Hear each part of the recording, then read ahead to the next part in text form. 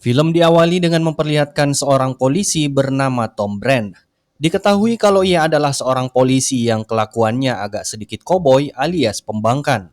Malam itu karena merasa sedikit bosan, ia pun keluar rumah untuk mencari angin malam dan tanpa sengaja melihat kalau ada tiga pria yang mencoba membobol sebuah mobil. Tanpa basa-basi, Brand pun lalu mendekati mereka. Melihat Brand yang nampak kalem, ketiga pria tersebut menganggap Brand bukanlah masalah besar dan nekat menyerangnya. Namun yang terjadi,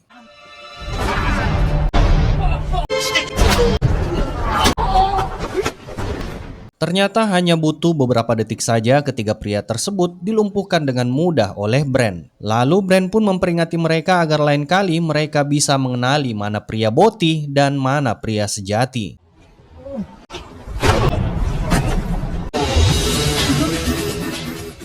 Di keesokan harinya akibat aksinya malam itu, Brand pun dipanggil oleh sang atasannya dan memperingatkannya kalau ia sudah bekerja di luar aturan hukum. Belum kelar urusan remaja yang Brand hajar di tempat biliar, kini ia kembali berulah dengan menghajar tiga pria sekaligus hingga ia sekarat. Maka dari itu sang atasan pun dengan tegas mengatakan jika hal serupa kembali ia ulangi, maka tidak segan namanya akan dicoret dari kepolisian. Namun alih-alih takut, Brand justru mengancam balik akan berbuat yang lebih gila jika memang ia dikeluarkan dari kepolisian. Karena menurutnya hanya dengan hukum rimba saat ini yang paling ampuh untuk sebuah penegakan hukum.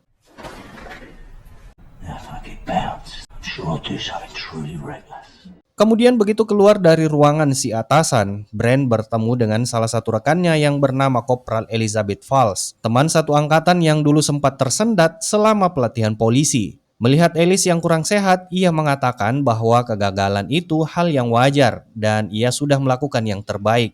Apalagi sang kopral diketahui masih dalam proses pemulihan. Brand menyarankan agar Alice tidak terlalu keras pada dirinya sendiri. Dan tak lama kemudian seorang rekannya yang bernama Brown datang dan memotong pembicaraan mereka. Lalu meminta Alice untuk keluar sebentar. Nah, di sini Brown memperlihatkan sebuah berita di koran kalau nama Brand sudah tersebar di publik dengan reputasinya yang tidak baik. Namun Brand tidak terlalu mempermasalahkan opini publik tersebut.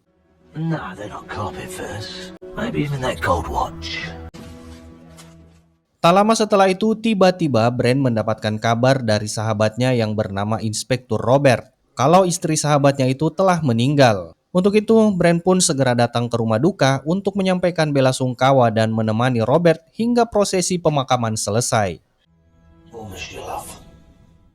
Begitu seluruh prosesi pemakaman selesai, Brand dan sahabatnya memutuskan pergi ke sebuah bar untuk melepaskan penat dengan minum soda sambil ngobrol santai.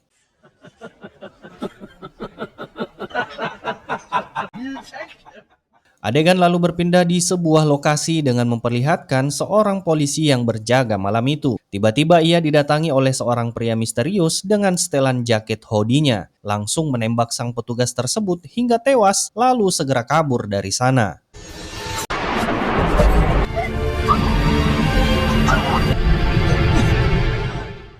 Akibat kematian polisi tersebut membuat publik heboh. Terlebih lagi, korban yang diketahui bernama Sandra itu ternyata adalah teman lama Alice ketika mereka masih di akademi kepolisian.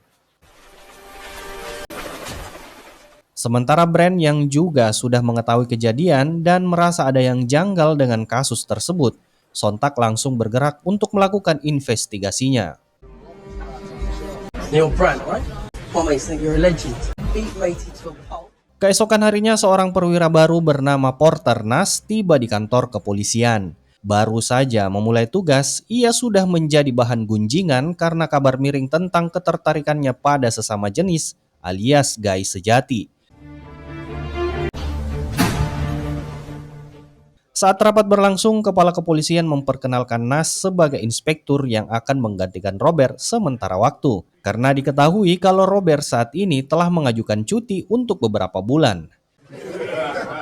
Ia pun menaruh harapan besar bahwa kehadiran Porter Nas dapat membantu memulihkan reputasi kepolisian yang belakangan ini merosot akibat meningkatnya kasus kejahatan yang sulit dikendalikan. Di sisi lain, adik Alice yang bernama Metal datang menemuinya. Ia sengaja mendatangi kakaknya untuk memberitahukan kalau saat ini ia sedang mendapat masalah, di mana salah satu anggota gengnya telah melukai seseorang. Untuk itu, Metal pun meminta perlindungan hukum kepada kakaknya yang berprofesi sebagai polisi untuk tidak menangkapnya. Mendengar hal itu terpaksa Alice menurutinya, namun dengan syarat ia mau keluar dari gengnya tersebut. You go home and you wait till you Keesokan harinya Alice datang mencari Brand untuk meminta pertolongan. Namun sayang, Brand mengatakan kalau ia sedang sibuk, sehingga ia mengarahkan Alice kepada rekannya bernama Craig Stokes yang mungkin bisa membantunya. know. Di sisi lain, seorang jurnalis bernama Dunlop menerima panggilan dari seorang pria tak dikenal. Orang itu mengaku kalau ia tahu pelaku pembunuh para polisi beberapa hari terakhir dan meminta sejumlah uang jika Dunlop ingin memperoleh identitasnya demi sebuah berita yang bisa mengangkat karirnya. Namun sebenarnya tanpa Dunlop sadari jika pria yang menelpon dirinya tersebut sebenarnya merupakan pelaku pembunuhan para polisi tersebut. Baru saja habis menelpon Dunlop, si pria psikopat tersebut kembali melakukan aksinya dengan membunuh seorang polisi yang sementara berpatroli di jalan raya.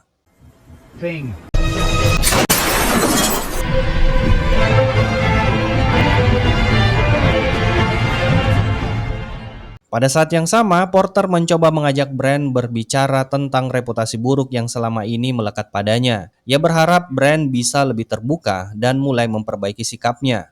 Namun Brand justru mengalihkan pembicaraan ke kasus pembunuhan misterius yang tengah meneror para polisi. Porter berusaha mengembalikan topik pembicaraannya, tetapi Brand malah mengejeknya karena dianggap terlalu peka sebagai laki-laki. Bahkan meskipun ingin ke toilet, Porter terus membuntuti Brand. Makanya Brand rada kesal lalu memilih pergi dari sana.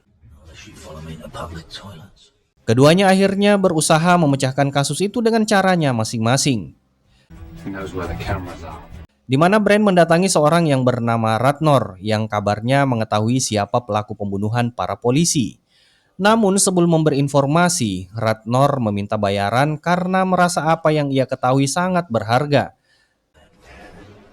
Karena kesal dengan tingkah Ratnor yang bertele-tele, Brand menjepit tangannya sampai Ratnor menjerit minta ampun dan akhirnya ia mau buka suara.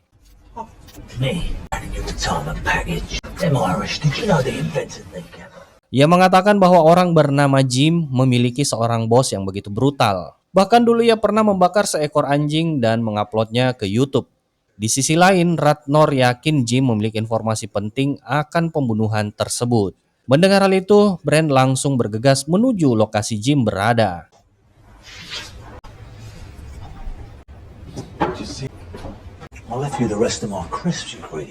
Di sisi lain, Porter terus berusaha mencari petunjuk lewat rekaman CCTV dan nampaknya belum membuahkan hasil karena terlihat jelas kalau si pelaku setiap melakukan aksinya selalu menggunakan topeng dan saking pahamnya ia tahu persis lokasi kamera yang sedang mengintainya. Malam itu ketika Porter sedang bersantai di rumah, Brand tiba-tiba datang ke rumahnya. Ia masuk dengan santai, meminta minuman, lalu duduk tanpa menjelaskan maksud kedatangannya. Saat Porter menanyakan alasannya, Brand hanya berkata bahwa ia sedang butuh seseorang untuk sharing. Sebab ia merasa akhir-akhir ini sulit mengendalikan dirinya. Porter menduga Brand tengah mengalami kelelahan mental. Porter lalu bercerita bahwa ia pun pernah berada dalam situasi yang serupa. Dulu, ia pernah menangani kasus seorang predator anak yang selalu memancing korbannya masuk ke dalam mobil. Meski Porter sudah mengetahui siapa pelakunya, ia tidak bisa menahannya begitu saja. Karena setiap kali Porter meminta penjelasan oleh para korban, tidak satupun yang ingin memberikan keterangan. Dari kasus yang ia tangani itu justru menjadi bumerang, di mana rekan-rekannya malah menghina dirinya kalau ia tidak ada bedanya dengan pelaku pedofil tersebut.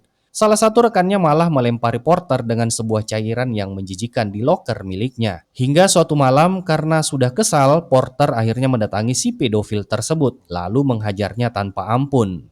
Akibat tindakan itu, Porter dipindahkan dari tugas lapangan dan tak pernah lagi menangani sebuah kasus. Brand yang mendengar cerita Porter ternyata sejak tadi sudah tertidur lelap. Dan Porter pun segera pergi dan membiarkan Brand istirahat untuk memulihkan tenaganya. Di keesokan harinya ketika Brand mulai terbangun, ia merasa agak bingung akan apa yang sudah terjadi semalam. Makanya ia memastikan kepada Porter. Namun Porter hanya diam dan tidak menanggapinya. Kemudian di waktu sarapan, mereka memutuskan untuk saling bekerja sama dalam memecahkan kasus pembunuhan para polisi tersebut. Dan Brand mengatakan jika ia sudah mengantongi beberapa petunjuk kasusnya. Sementara itu Robert yang perlahan mulai bangkit dari duka atas kematian istrinya mencoba kembali bekerja. Namun setibanya di kantor, ia malah diberi kabar bahwa jabatannya sudah diisi oleh inspektur baru. Dan kini ia dialih tugaskan untuk bekerja sebagai back office dan bukan di lapangan lagi. I don't need a fanfare. I don't need an office. What are you waiting for?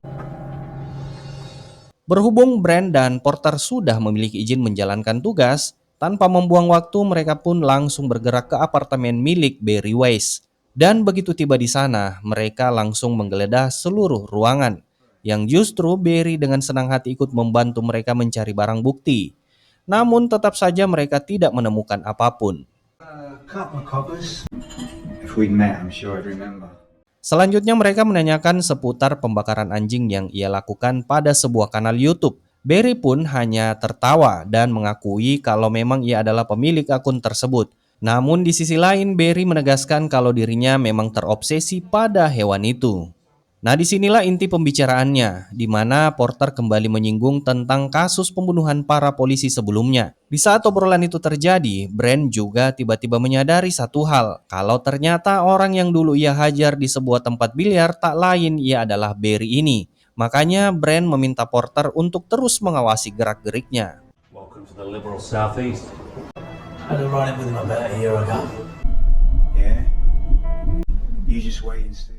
Begitu Brand dan Porter keluar dari apartemen itu, tak lama kemudian Barry juga sudah bersiap-siap untuk mencari mangsa yang lainnya. Sementara dari kejauhan, Ratnor ternyata sudah mengintai gerak-gerik Barry. Di sisi lain nampak Robert yang kembali ke apartemennya setelah posisinya digantikan oleh rekannya yang lain. Namun tanpa ia sadari ternyata Barry telah mengintainya diam-diam. Baru saja Robert masuk di kamarnya, tiba-tiba ia dikagetkan dengan suara pintu yang diketok oleh seseorang. Ia mengaku kalau sedang mengantarkan paket, maka dari itu Robert pun segera mengeceknya. Karena terkejut, Robert yang ditodong senjata oleh Barry langsung melakukan perlawanan. Namun harus tumbang juga oleh serangan Barry yang terus menekannya tanpa henti, yang menyebabkan Robert tewas saat itu juga. Usai menghabisi Robert untuk menghilangkan jejak, ia pun segera membersihkan dirinya, bahkan sempat-sempatnya menonton televisi sebelum ia membakar apartemen itu, lalu segera pergi dari sana.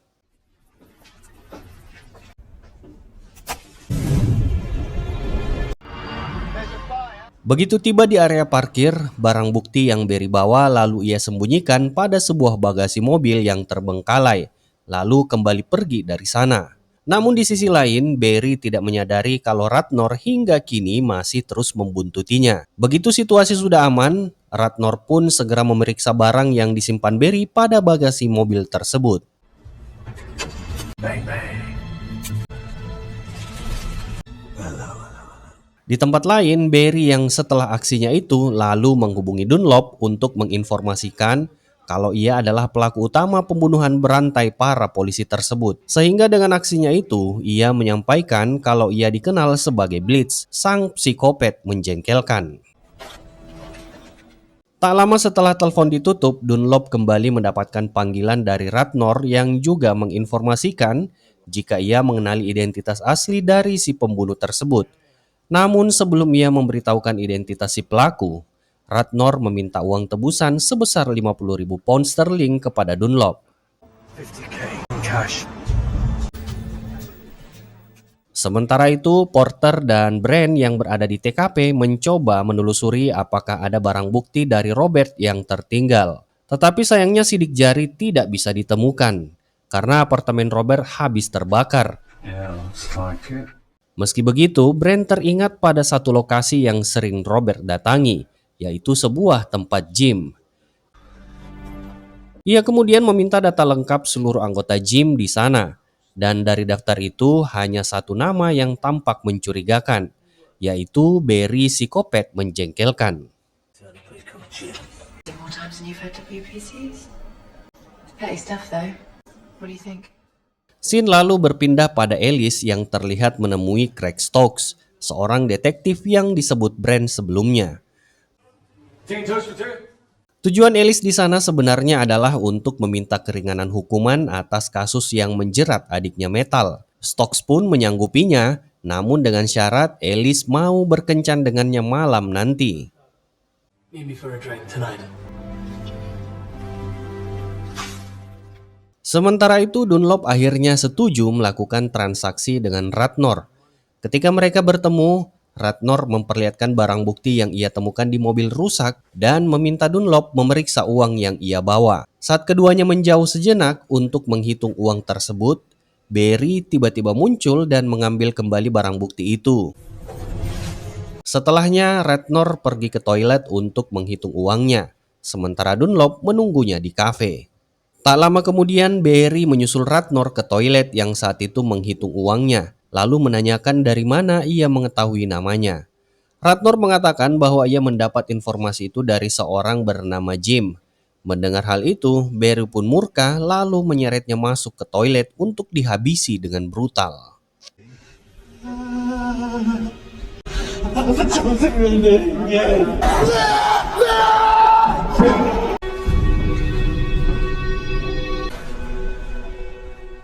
Akibat kematian Ratnor membuat Dunlop menjadi satu-satunya saksi yang tersisa, sehingga Porter dan Brand langsung menemuinya untuk diinterogasi. Di sana Dunlop pun mengatakan kalau ia hanya berusaha menggali informasi siapa pelaku sebenarnya. Namun tanpa diduga justru kejadiannya tidak berjalan sebagaimana yang Dunlop mau. You down as a couple of George Michael. We were paying him for an. Di tempat lain, Alice yang baru selesai kencan dengan Stokes, saat hendak pulang ke rumahnya, ia tidak menyadari bahwa Barry diam-diam telah mengikutinya.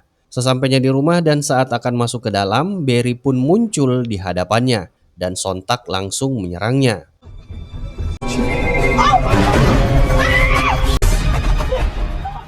Beruntung Metal datang membantu kakaknya, tapi sayang karena kalah tenaga, Metal pun harus tewas saat itu juga. Begitu mendengar kejadian itu, Stokes langsung tancap gas menuju rumah Alice. Namun Brand yang sudah ada di sana menenangkannya dan mengatakan kalau Alice masih selamat, meski adiknya ditemukan sudah tewas. Di sisi lain, Brand sebenarnya sudah agak geram dengan tingkah Barry ini yang sepertinya begitu kebal terhadap hukum. Di keesokan harinya dengan informasi yang ada, Brand dan Porter sepakat menyebarkan wajah Barry di media dan menetapkannya sebagai buronan yang paling dicari. Di samping itu, tim kepolisian yang berhasil mendeteksi lokasi persembunyian Barry segera bergerak untuk mengepungnya pada sebuah hotel.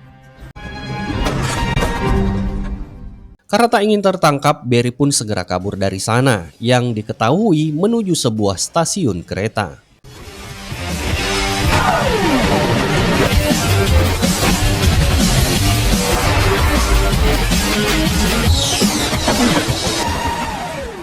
Ternyata aksi Barry harus terhenti setelah Brand berhasil menyusulnya. Tak kehabisan nakal, Barry justru menyerahkan dirinya kepada petugas agar ia tidak dihajar oleh Brand.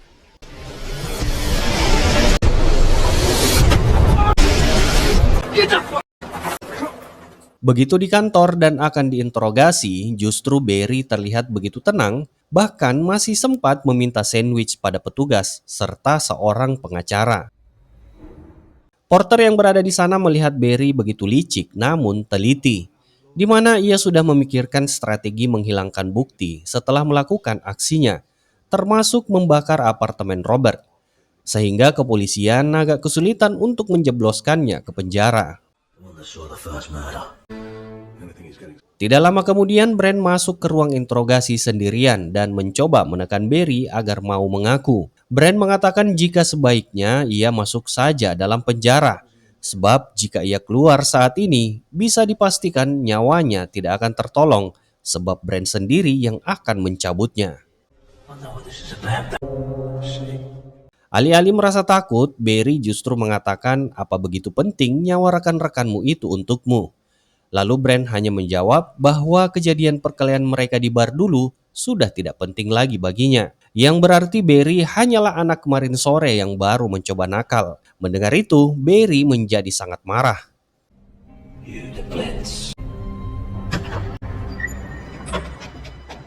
Sementara itu, Alice yang frustasi akan kematian adiknya Metal justru memilih untuk kembali ke lingkaran setan. Di rumahnya, ia menggelar pesta narkoboy hingga Brand dan Craig Stokes yang mengetahuinya datang ke sana untuk segera membantunya. Hal itu justru membuat Alice semakin histeris, namun Brand berhasil menenangkannya. Tak lama setelah itu barulah Alice menceritakan yang sebenarnya.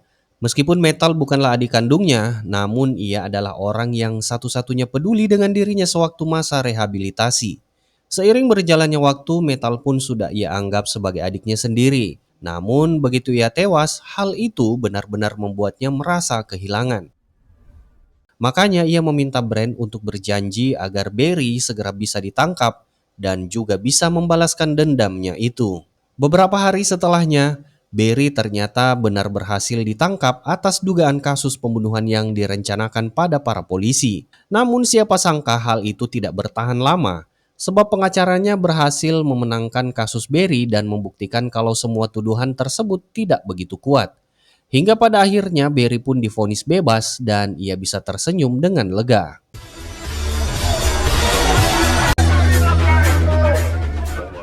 Di hari yang sama upacara pemakaman Robert dilangsungkan dan dihadiri oleh seluruh anggota kepolisian termasuk Brand.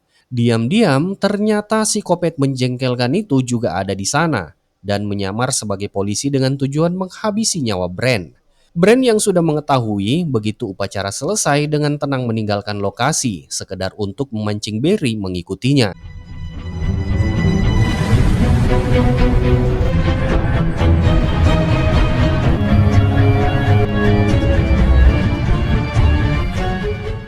Akhirnya begitu tiba di atap sebuah gedung, Barry muncul dan menodongkan senjata. Ia memerintahkan Brand untuk tiarap karena sebentar lagi ia akan tewas. Namun ketika Brand menoleh kepada Barry, ternyata ia adalah Porter yang menyamar. Tak lama kemudian, Brand akhirnya muncul dari arah belakang dan langsung menghajar Barry dengan brutal.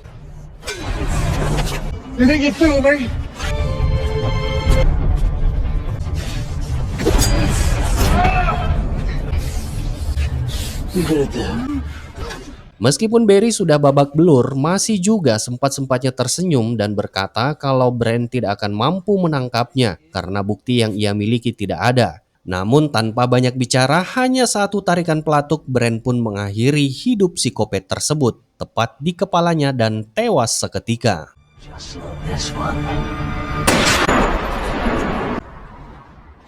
Itulah alasan Brand tetap memberlakukan hukum rimbanya kapanpun ia mau demi sebuah keadilan. Hingga akhirnya film pun selesai. Terima kasih sudah menonton, semoga kalian terhibur. Sampai jumpa di alur film seru lainnya, and bye-bye.